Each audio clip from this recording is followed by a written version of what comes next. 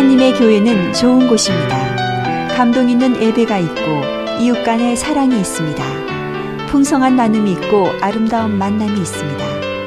하나님이 주신 사명이 있는 곳, 성령의 권능이 함께하는 곳, 방황하는 영혼들의 구원의 방주가 되기 위해 믿음과 말씀 안에서 오늘도 빛과 소금의 역할을 다하고 있습니다. 가까운 교회에 나가셔서 예수님을 만나보세요. 꿈과 소망이 있는 밴쿠버 중앙장로교회. 오늘 제가 재밌는 이야기 하나 합니다. 이 60을 맞은 부부에게 요정이 찾아와서 60이 되도록 부부가 싸우지 않고 화목하게 살았으니 선물을 하나 주고 싶다 합니다. 이 여자분에게 물어봤습니다. 무엇을 원하세요? 했더니 60세 된 여자분이 대답하기를, 저는 이 땅에 살면서 너무 고생만 하다가 여행 한 번 못했습니다. 세계 여행 한 번 하고 싶습니다 합니다. 요정이 펑 하는 소리와 함께 세계 여행할 수 있는 이 표를 하나 주었어요. 남자에게 물어봅니다. 무엇을 원하세요? 했더니 남자가 대답하기를, 저는 저보다 30살 어린 여자하고 한번 살아보고 싶습니다 합니다. 그러니까 펑 하는 소리와 함께 60이 된 이 남자가 90살이 되었습니다. 옆 사람 하시고 잘 나오셨습니다. 우리 인사 한번 하십시다. 우리 웃으며 살면 좋습니다.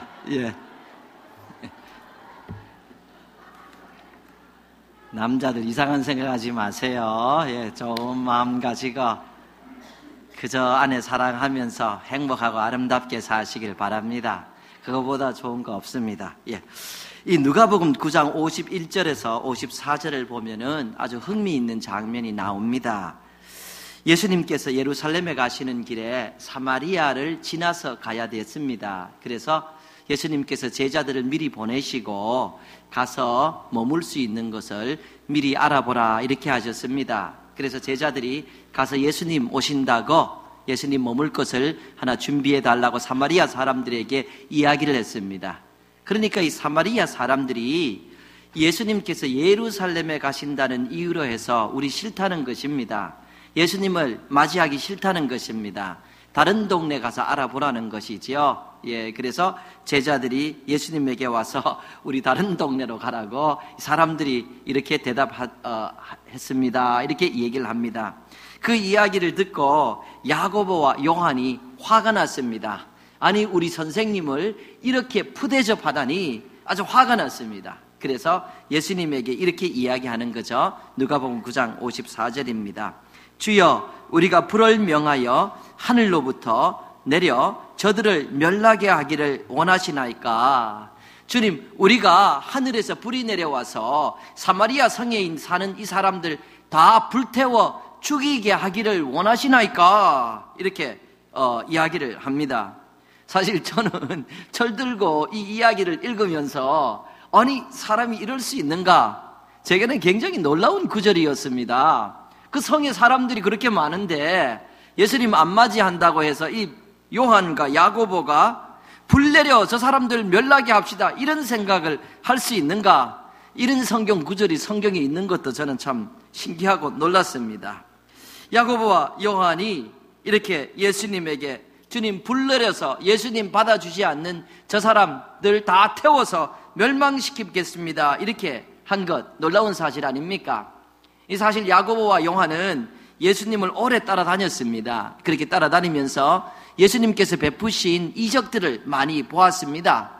예수님께서 이 맹인을 눈뜨게 하시는 걸 보셨고 38년 된 병자들을 그냥 자리에서 일어나게 하는 것을 보았습니다. 때로는 예수님께서 죽은 나사로도 죽음에서 살리시는 그런 것도 보았고 예수님께서 물 위를 걸으시는 그런 모습도 보았습니다.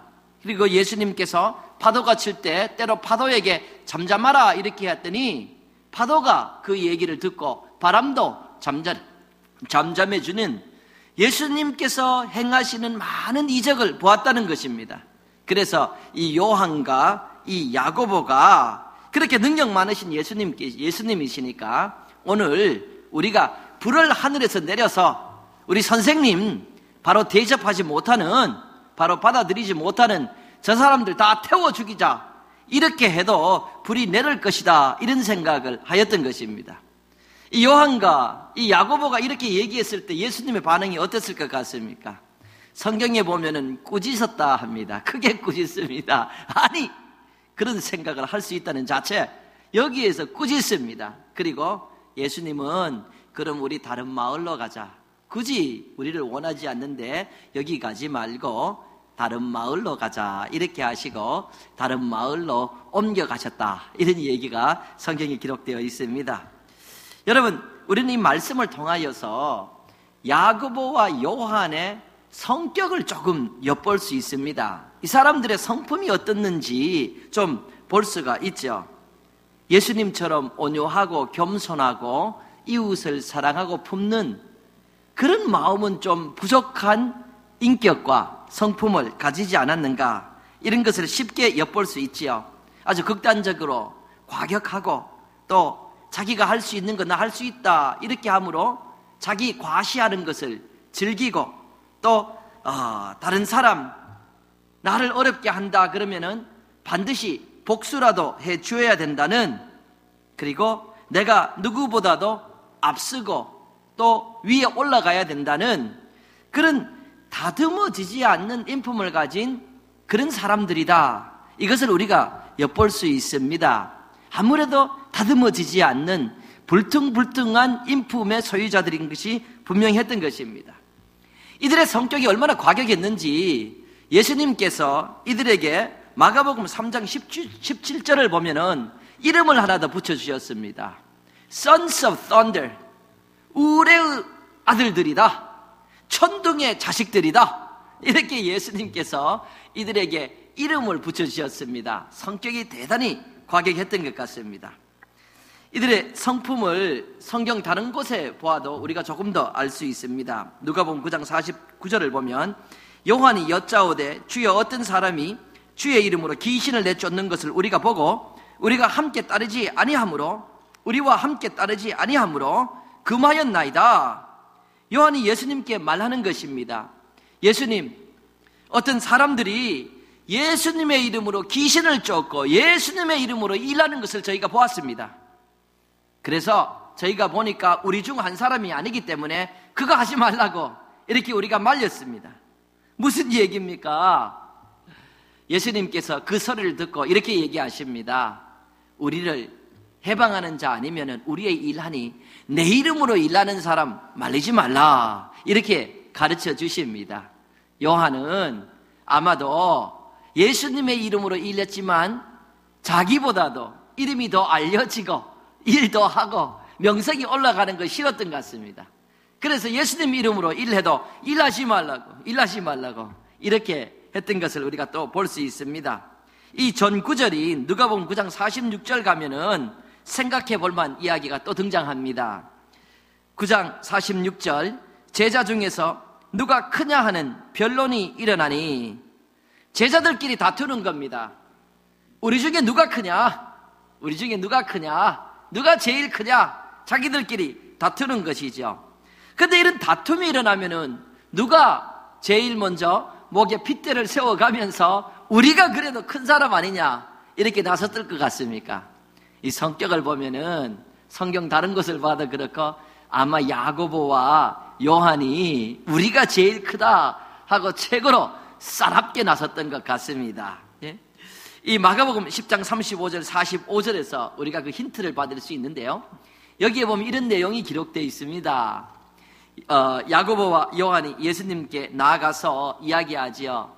예수님 나라 임하시면 우리 형제 중 하나를 예수님의 오른편, 또 다른 하나를 예수님의 왼편, 우리를 우편 좌편에 앉게 해 주십시오. 예수님 나라 임하면은 예수님 나라에서 예수님 다음으로 우리 최고로 높은 사람 만들어 주십시오, 이렇게 얘기하는 겁니다. 근데 이 마태복음에 보면은, 마가복음에서는 둘 형제가 나섰는데 이 마태복음에 보면 어머니까지 합세한 얘기가 나옵니다. 어머니가 이 두 아들 데려가서 예수님 나라 임하시면 우리 아들들 중 하나들은 예수님 오른편, 하나는 예수님 왼편, 우리 아들들 최고로 높게 해 주십시오. 이 얘기를 보면 있죠, 이 집안이 그런 집안 같아요. 어머니가 그러니까 자식들이 똑같이 배워서 나는 이 사람들보다 더 높아야 된다, 최고가 돼야 된다, 막 이런 생각을 많이 했던 것 같아요. 어머니, 자식들 다 똑같은 그런 인품이 좀 옆에서 보입니다. 예? 우리가 이런 것을 보면서 이들의 인격에, 이들의 인품에 문제가 있었다. 성경을 통해서 볼 수가 있습니다. 말씀드렸듯이 극단적으로 과격하고 화내기 좋아하고 복수심 강하고 생각나는 대로 얘기를 뱉어버리고 다른 사람들 잘 되는 거 못 보겠고 어떻게 해서든지 동료들보다도 내가 최우선이 되고 높은 자리를 차지해야 된다. 자기 중심적인 야망으로 가득한 아주 성숙하지 못한 인품의 소유자들, 이 요한과 야고보를 볼 수가 있습니다. 이 예수님께서 이들을 어떻게 부르셨는가? 마가복음에 보면은 예수님께서 이들 부르던 장면이 나옵니다. 갈릴리 해변가 다니다가 이 아버지와 함께 이 고기를 잡고 그물을 기르는 이들에게 나를 따르라, 내가 너희를 사람을 낚는 어부가 되게 하리라, 이 말씀을 하시니까 이들이 따라갔습니다. 보면은 이 야고보와 요한은 고기 잡는 어부들이었다 하는 것을 볼 수 있습니다. 어부 출신입니다. 제가 하와이 있을 때 성도님들 중에 두 분이 자기 배를 가지고 태평양 중심까지 가서 고기 잡는 어부들이었습니다. 며칠을 그렇게 배를 타고 가서 고기를 잡아 오시는데 주로 참치를 많이 잡으십니다. 참치 잡아 오시면은 제게 좋은 부위를 갖다 주십니다. 제가 참치회를 싱싱하게 그래서 하와이에서부터 많이 먹었습니다. 침이 도네. 아유, 죄송합니다. 갑자기 침이 도네. 아이, 목사도 먹고 싶은 게 많습니다. 아이고, 우리 이재순 집사님 생각이 나네요. 근데 집사님 하시는 말씀이 배 타는 사람은 성격이 있다는 거예요. 그분 말 성질 못했다는 거예요. 예. 그래서 배노라고 부른다고 그렇게 저기가 그렇게 얘기를 하더라고요. 배 타는 사람들 성격 과격하다고 조심하라는 소리죠. 예. 목사가 겁을 냈어야 되는지 모르겠는데 겁이 하나도 안 나더라고요. 저는 어쨌든 배 타는 사람들의 성격이 있다는 거예요. 그걸 보면은 아마 이 요한과 야고보 배 타는 사람의 성격 나오지 않았나. 베드로를 봐도 베드로도 어부 출신인데 베드로도 성격이 과격했습니다. 그냥 충동적이었고 빨리빨리 무엇을 해야 되고 그런 것을 볼 수가 있습니다. 야고보와 요한 거친 사람이었죠. 그래서 말씀드렸듯이 생각나는 대로 그냥 막 행동하는 그런 거친 면을 볼 수 있습니다. 그런데 우리 성도님들, 이들이 이렇게 예수님을 따라갔는데, 예수님을 따라다녔는데 나중에는 나이가 들어 천국 가게 되는데, 천국 갈 때까지 이런 거친 모습, 이런 모난 성품을 가지고 미성숙한 인품으로 살다가 이런 미성숙한 인품을 가지고 천국에 들어가야 되나? 아버지 나라에 가야 되냐? 그런 것은 생각해 볼 수가 있습니다. 우리가 찬송가를 은혜롭게 부르는 것이 있죠. 내 모습 이대로 주 받으시옵소서. 날 위해 돌아가신 주 내 모습 이대로 받아주시옵소서. 내 모습 이대로 주 받으옵소서. 날 위해 돌아가신 주. 그렇게 우리 찬양합니다. 너무 은혜로워요. 우리가 주님 앞에 부름 받을 때는 성격이 아름다운 사람이나 좀 거친 사람이나 우리가 많이 배운 사람이나 많이 못 배운 사람이나 좋은 환경에 있는 사람이나 그렇지 않은 환경에 있는 사람, 잘난 사람, 못난 사람 할 것 없이 예수님은 우리의 모습 이대로를 받아주십니다. 이것이 큰 은혜가 아닙니까? 정말로 예수님은 우리의 모습 이대로 나는 너로 만족하노라 하고 불러주십니다. 그런데 주님께서 불러주시고 천국 가는 날까지 아직 60년이 남아있는데 60년 동안 계속 우리의 모습 이대로를 하고 있다가 주님 뵐 때에 그냥 그 모난 모습으로 봐서야 되겠냐 하는 것입니다.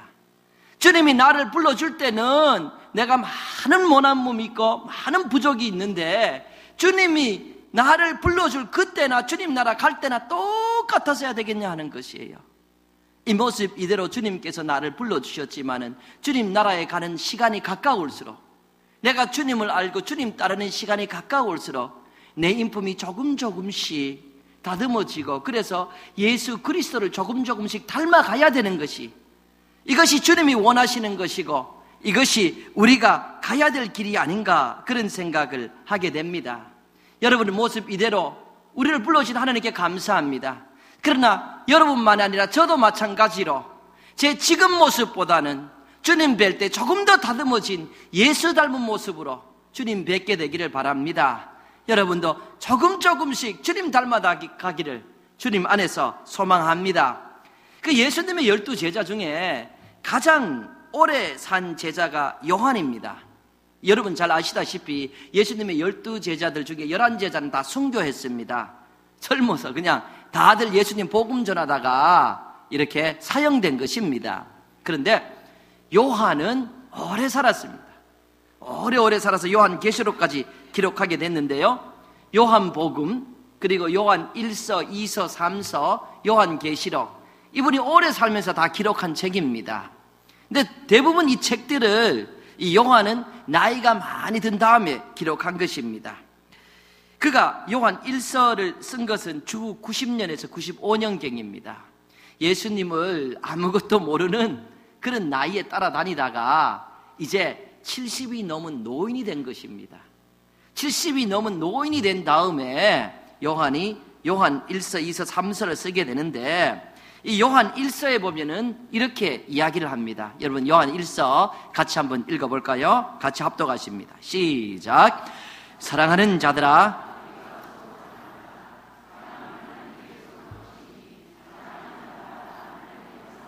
하나님을 알고 사랑하지 아니하는 자는 하나님을 알지 못하나니 이는 하나님은 사랑이심이라.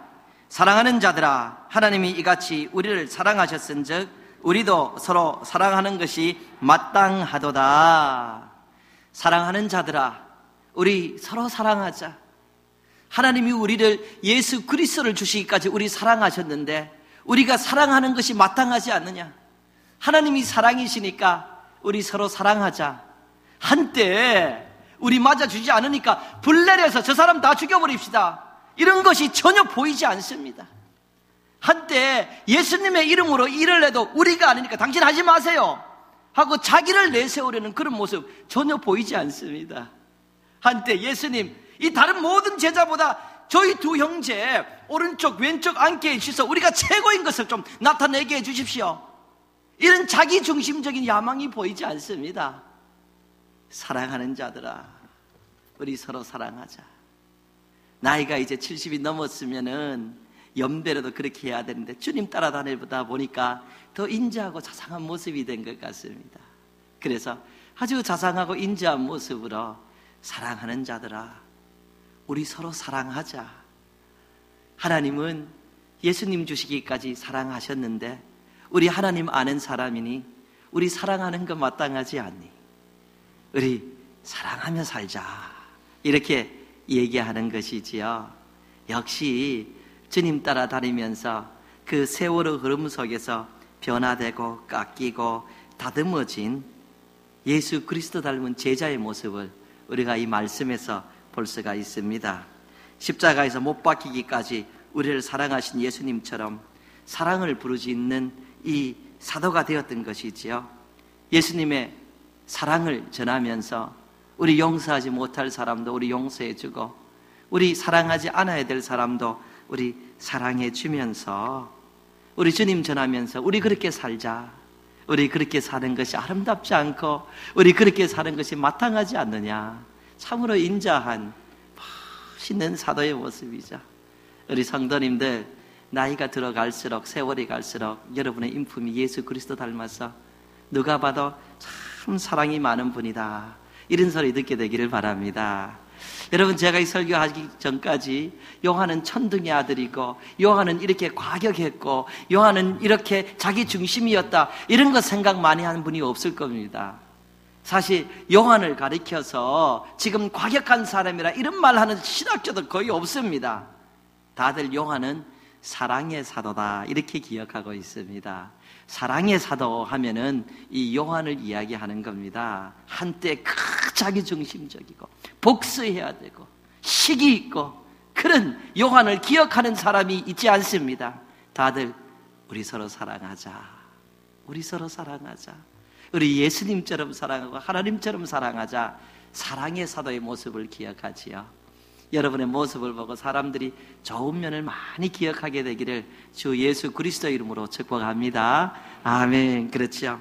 예수님께서 이런 말씀을 하셨습니다. 마태복음 11장이죠.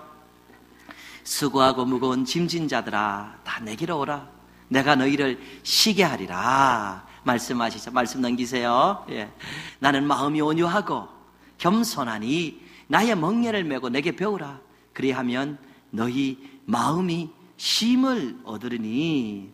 수고하고 무거운 짐진 자들아 다 내게로 오라.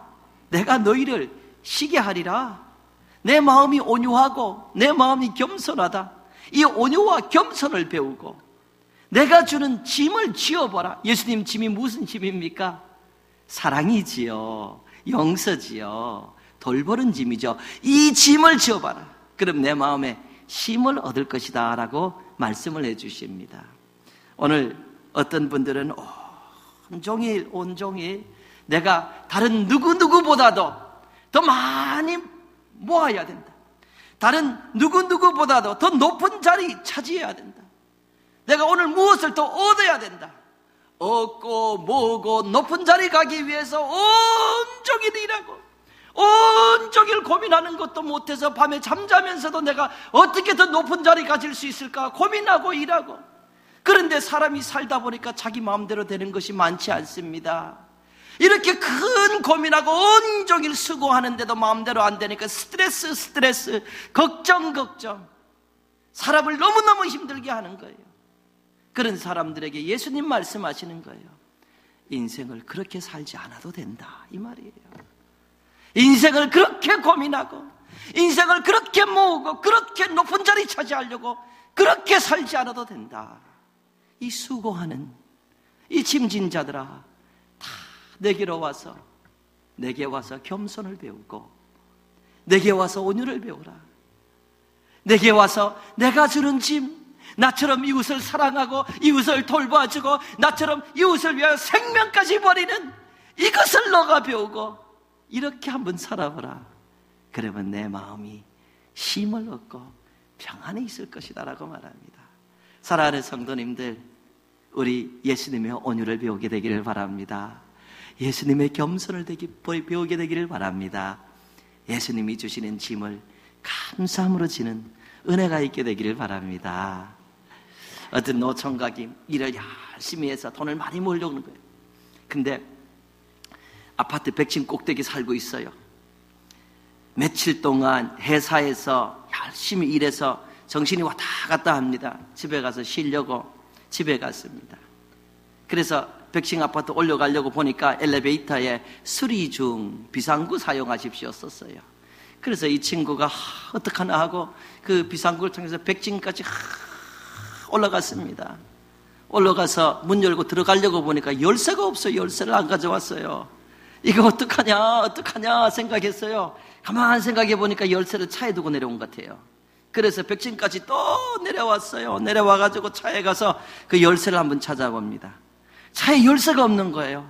아니 차에 왜 열쇠가 없지 하고 가만히 생각해 보니까 뒷주머니에 열쇠가 있는 거예요. 아이고 여기 있는 것을 내가 여기까지 내려왔네 했어요.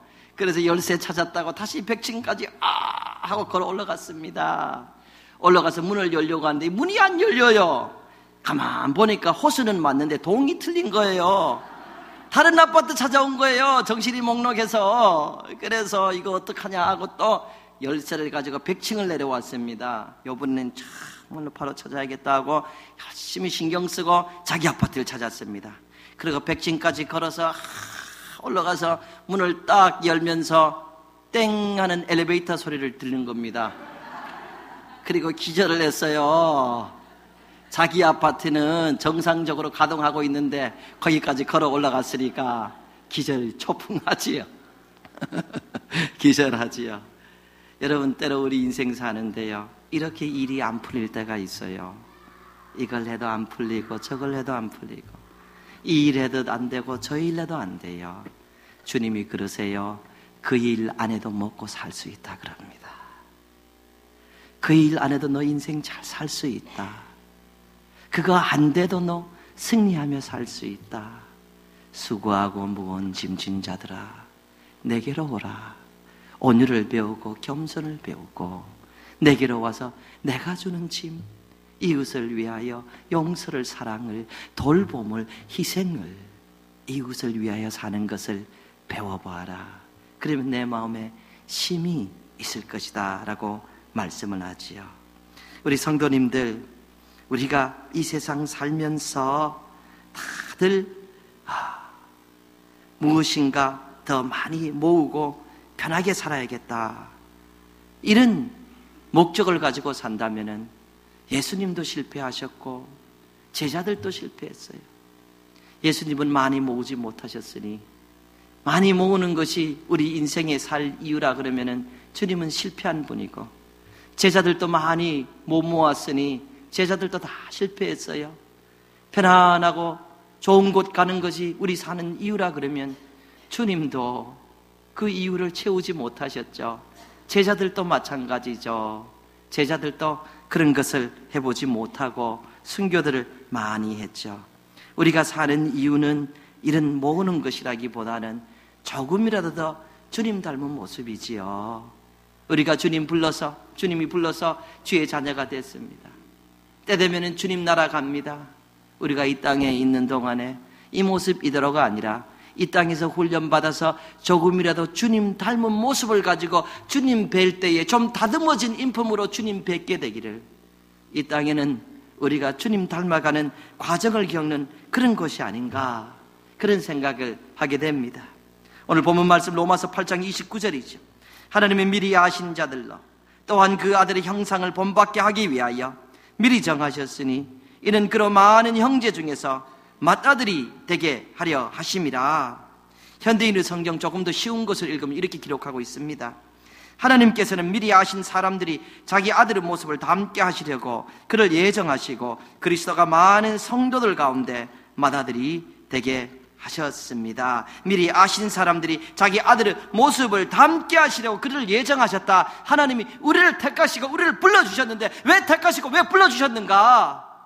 예수 그리스도 하나님의 아들을 닮게 하시려고 우리를 불러주셨다라고 말씀하고 있지요. 그러니 주님 말씀하시기를 오늘 네가 나를 닮으면 된다는 거예요. 나의 그 겸손과 나의 온유를 담고 내가 하는 일을 따라하면 된다고 말씀하시는 거예요.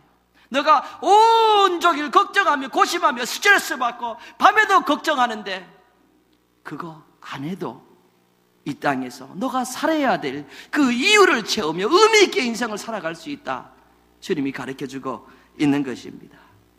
실제로 창세기를 보면은 하나님께서 세상을 창조하시고 사람을 만드실 때에 하나님의 형상대로 우리를 만들었다고 말씀하고 있습니다. 그것은 하나님이 눈 두 개, 코 하나, 입 하나, 귀 두 개 있으니까 그 형상대로 우리를 만들었다, 이런 뜻이 아닙니다. 하나님의 성품을 담도록 하나님의 성품의 형상대로 만드셨다는 거예요. 그래서 하나님께서 예수 그리스도를 보내시기까지 우리를 뜨겁게 사랑하셨는데 우리도 그렇게 뜨겁게 사랑할 수 있는 능력을 주셨다는 거예요. 하나님은 자비하시고 은혜로우시고 하나님은 노하기를 더디하시는데 우리도 자비를 베풀면서 은혜를 베풀면서 온유한 마음으로 살아갈 수 있는 능력을 우리 하나님께서 우리에게 주셨다는 거예요. 그런데 그 모든 아름다운 것들이 인간이 타락하고부터 죄를 짓고부터 어그러진 것입니다. 우리의 그 하나님 닮은 아름다운 사랑의 성품이, 자비의 성품이, 은혜의 성품이, 하나님 중심으로 살아가는 그 성품이 죄를 짓고부터는 자기 중심이 되어서 뭐든지 내가 높아야 됩니다. 내가 커야 됩니다. 내가 승리해야 됩니다. 그래서 시기심이 강하고 복수심이 강하고 성품이 어그러졌다라고 말하는 거예요. 그래서 우리가 이 땅에 사는 동안에 어떻게 해서든지 우리의 본래 모습을 찾아서 주님 뵐 때는 아름답고 성숙한 인품으로 주님 봐야 된다. 이것이 우리의 인생에 사는 의미가 되는 것이지요. 천둥의 아들이 사랑의 사도가 되듯이 오늘 우리도 예수님을 닮을 수가 있습니다. 예수님을 닮기 원하는 사람은 다 닮아갈 수가 있죠. 로마서 8장 28절 본문 말씀이죠. 우리가 알거니와 하나님을 사랑하는 자, 그 뜻대로 부르심을 입은 자들에게는 모든 것이 합력하여 선을 이루느니라. 모든 것이 합력하여 선을 이루느니라. 기쁜 일, 슬픈 일, 병 들었을 때, 병 안 들었을 때에, 환란이 있을 때에, 아니면 조의가 있을 때에 상관없이 이 모든 일을 통하여 하나님은 우리에게 선을 베풀어 주십니다. 어떤 선인가? 29절 그 다음 구절입니다. 우리 이미 읽으셨죠? 하나님이 미리 아신 자들로 또한 그 아들의 형상을 본받게 하기 위하여 미리 정하셨으니 이는 그로 많은 형제 중에서 맏아들이 되게 하려 하심이라. 하나님이 그 아들의 형상을 본받게 하기 위하여 미리 정하셨다. 모든 것을 통해 선을 이루시는데 무슨 선? 아들을 닮게 하는 선이라는 거예요. 아들을 닮게 하는. 그래서 환란이 때로 우리의 신앙을 돈독하게 합니다. 깊이 있게 합니다. 어려움이 때로 우리의 마음을 성숙하게 하는 것이죠. 우리의 마음을 크게 합니다. 사람의 마음은 참 신기합니다. 그래서 마음쓰기에 따라서 개미의 심장만큼도 안 되는 마음을 가진 사람들이 있지요. 변덕이 소갈딱지라 그러나요? 그런 마음 가진 사람이 있지요. 예?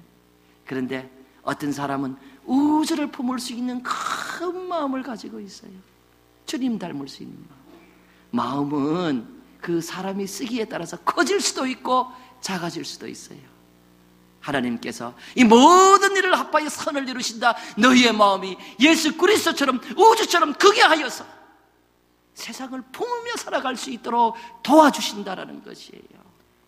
여러분, 환란이 있거나 아니면 평탄한 일이 있거나 하나님 안에서 감사하면서 주님 저를 다듬어 주옵소서. 주님 뵐 때는 정말 연단된 인품을 가지고 멋있는 모습이 되게 도와주옵소서. 여러분에게 은혜가 있기를 바랍니다.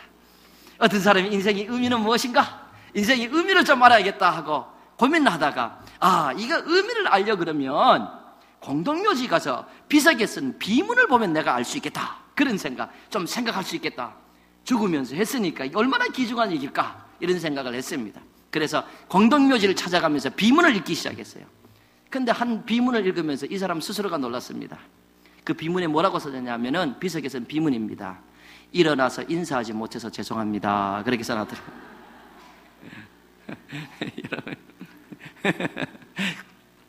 인생의 의미는 죽은 사람 일어나서 인사하는 것도 아니지요.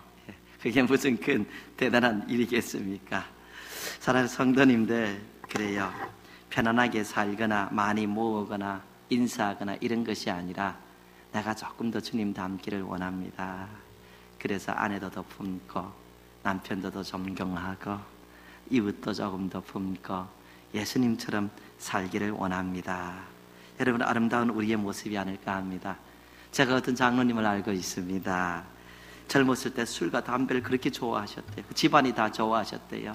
그래서 60회 생신 때 저랑 같이, 요즘 한갑 크게 하는 사람 없지 않습니까? 식사하시면서 하시는 말씀이, 장로님 하시는 말씀이, 우리 집안에서는 제가 최고로 어른입니다. 그래요. 장로님 형제들이 술, 담배를 너무 좋아해서 다 가버렸어요.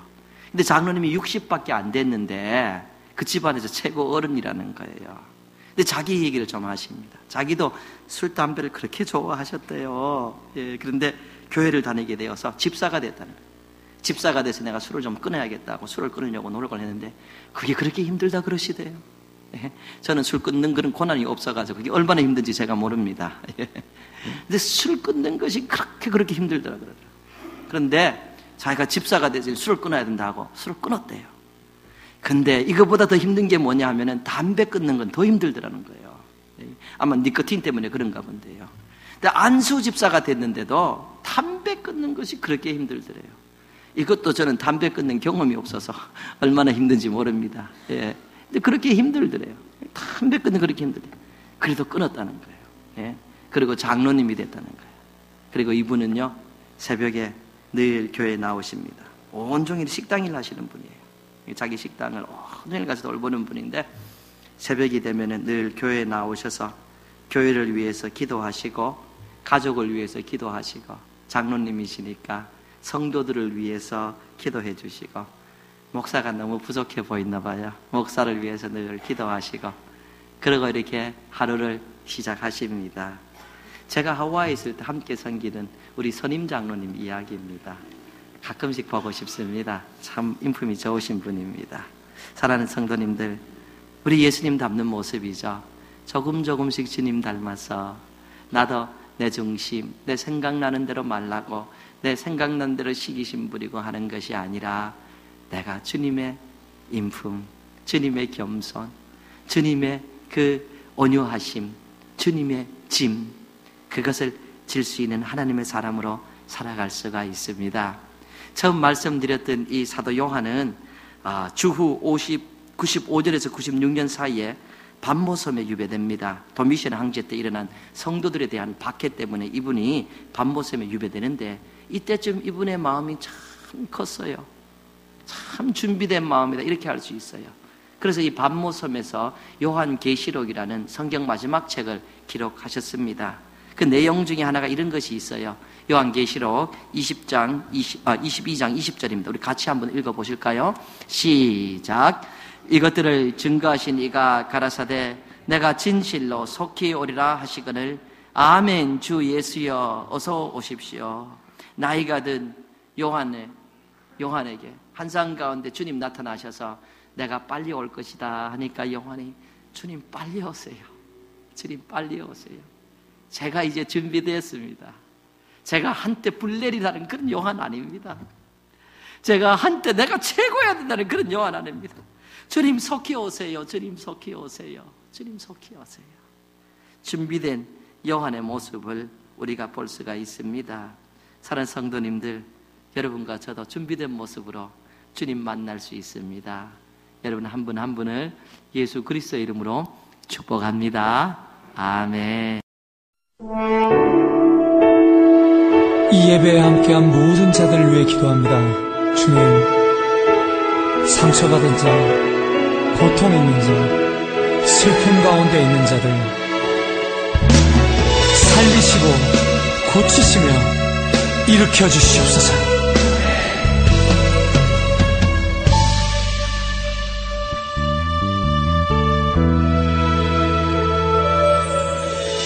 예수 나의 좋은 치료자, 그의 눈이 머무는 곳은 나의 슬픔과 고통, 고개를 들어 그의 눈을 볼 때에 난 알았네. 예수 나의 좋은 치료자. 예수 나의 좋은 치료자. 예수 나의 좋은 치료자, 그의 손길이 닿는 곳은 나의 상처와 아픔, 영원히 흐를 것 같았던 눈물 감아줬네. 예수 나의 치료자.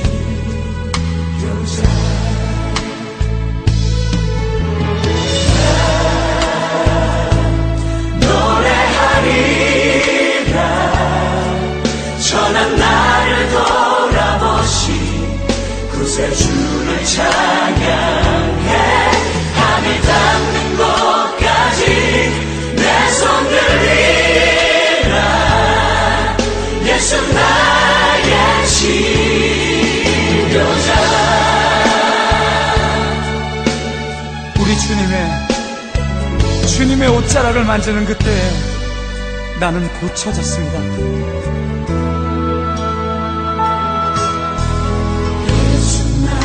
좋은 치료자, 그의 눈이 머무는 곳은 나의 슬픔과 고통, 고개를 들어 그의 눈을 볼 때에 난 알았네. 예수는 나의 좋은 치료자.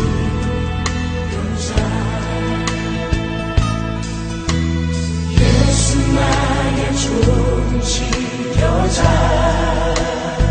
그의 손길이 닿는 곳은 나의 상처와 아픔, 영원히 흐를 것만 같았던 내 눈물이 감아줬네. 주는 나의 예수 나의 치료자.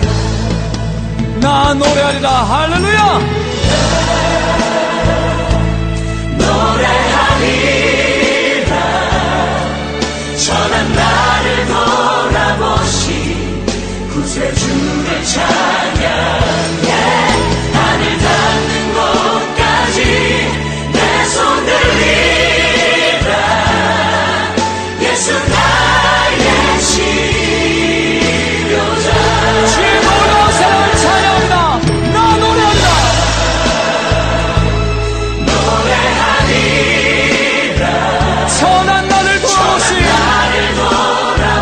예수의 이름을 찬양할지어다.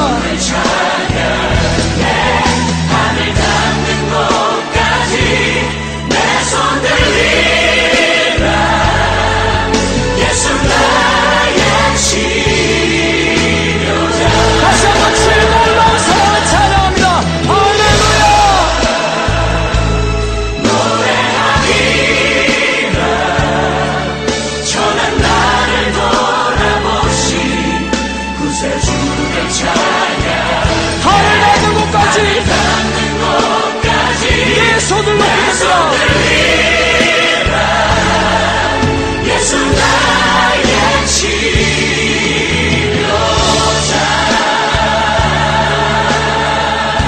우리의 모든 아픔을 아시는 주님, 이 시간 임하시어 우리를 고치시옵소서. 새롭게 하시옵소서.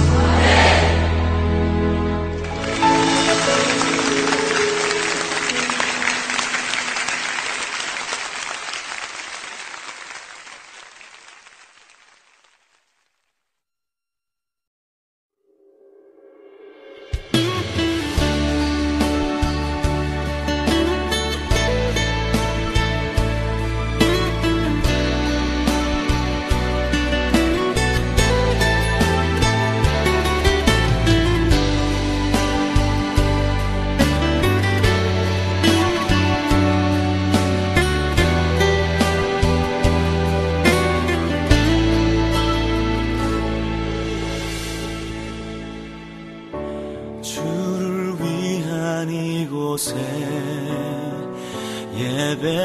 예배하는 자들 중에 그가 찾는 이 없어 주님께서 슬퍼하시네. 주님이 찾으시는 그 한 사람, 그 예배자. 내가 그 사람 되길 간절히 주께 예배하네. 주네로 이곳에 서 있네. 주임제에 엎드려 절하네. 그 어느 것도 난 필요 없네. 주님만 경배해. 주내로 이곳에 서 있네. 주임제에 엎드려 절하네. 그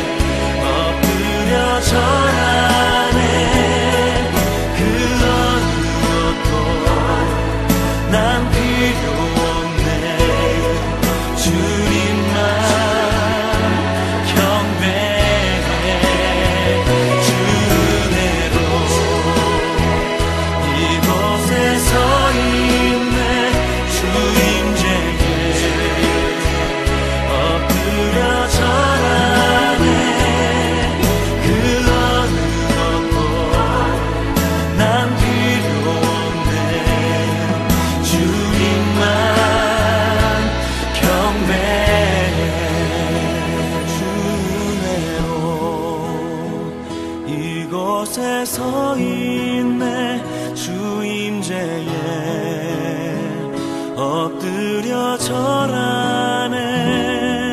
그 어느 것도 난 필요 없네. 주님만 경배해.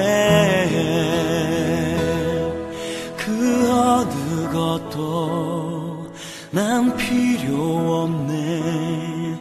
주님만 경배해.